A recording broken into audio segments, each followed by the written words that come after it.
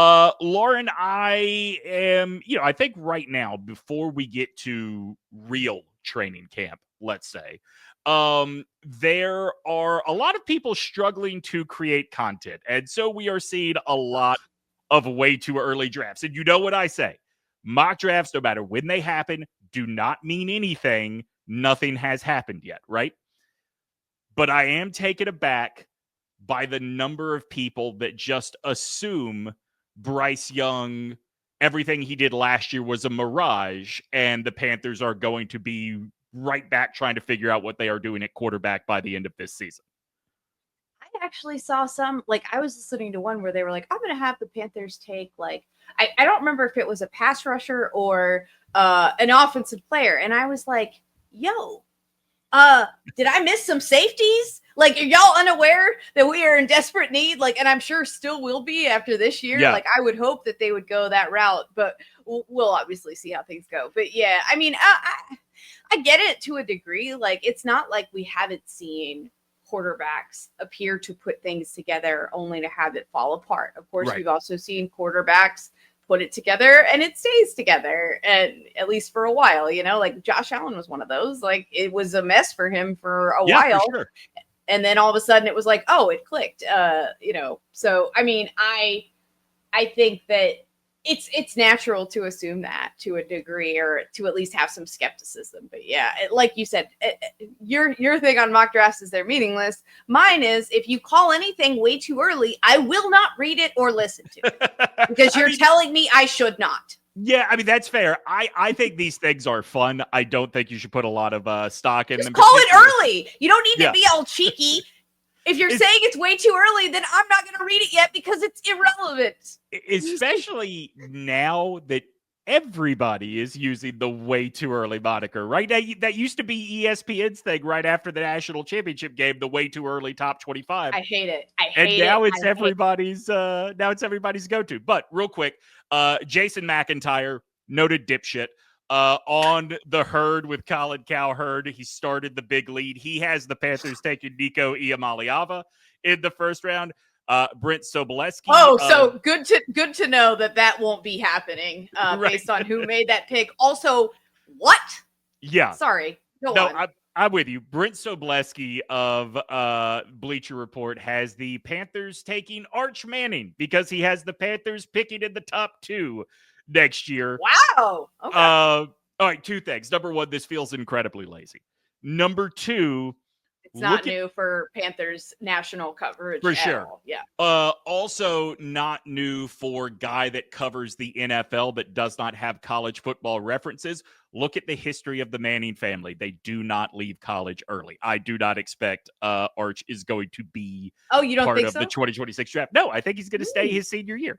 What does this say about the way we locally feel about what we saw from Bryce versus what nationally people perceive in that second half of the season?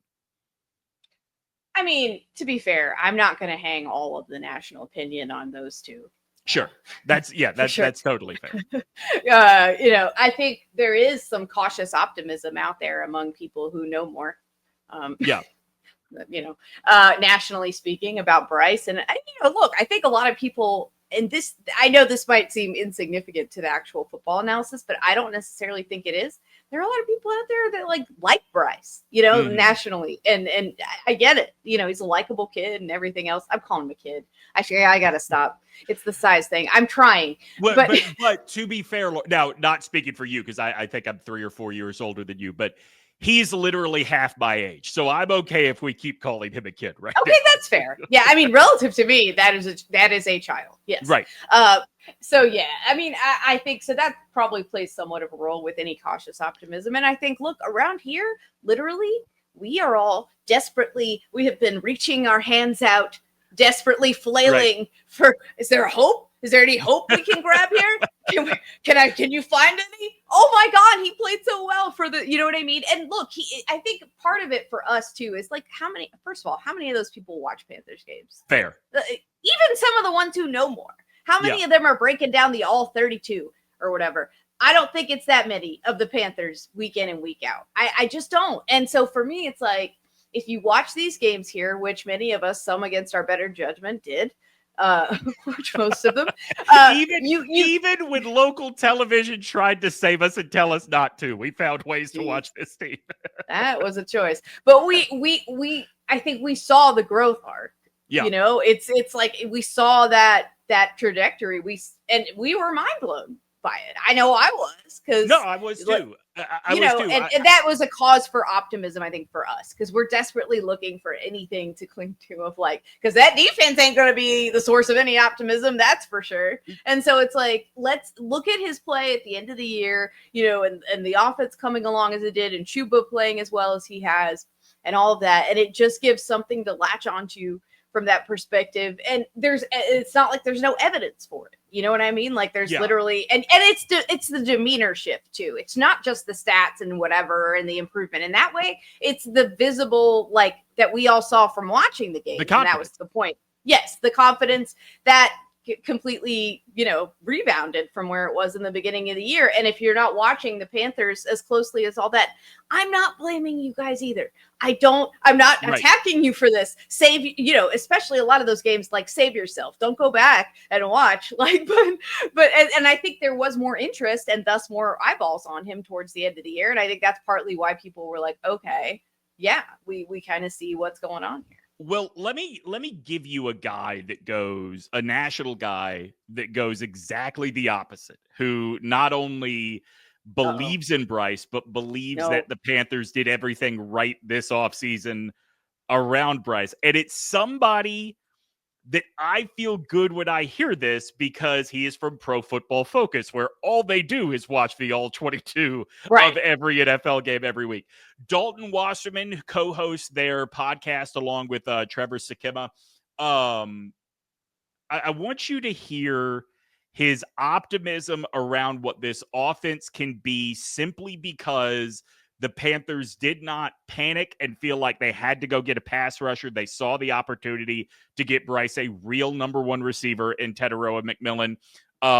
Admittedly, the last time we talked, I was not all the way there, but to hear Dalton Wasserman talk about it like this, it is hard not to believe a little bit. Exactly what Teteroa McMillan brings.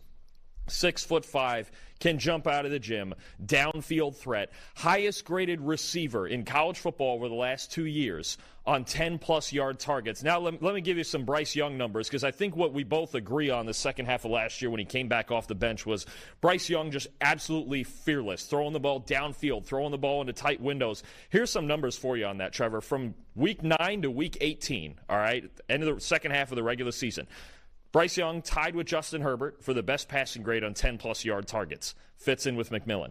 24 big-time throws, second in the NFL. Highest passing grade in the league and most big-time throws in the league into tight windows. And this was not an A-plus receiving core. He was working with Xavier Legette in his rookie year, Adam Thielen, Jalen Coker. Now you add McMillan. That adds another dimension to all of that. Now Bryce Young should be less afraid than ever of throwing into tight windows, throwing the ball vertically on time, just giving his guys a chance. If he continues to play the way he did the second half of last year, you're going to see a completely different team from front to back.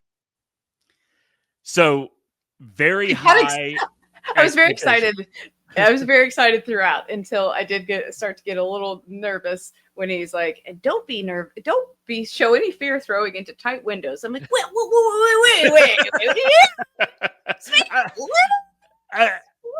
I mean, what? So all the guys at Pro Football Focus probably put this a little bit better and more succinctly than you and I did. But we did talk about the fact that Bryce seemed to be getting better at putting the ball in places that only his target could catch. And so for that, I think this team is on the right trajectory. I think they are on an upward path right now. I do have not pause. I just, as much as I trust what Pro Football Focus says they are seeing in the way they grade guys, have you seen across that website how bullish they are on the Panthers in 2025? Oh God, please. That's terrifying.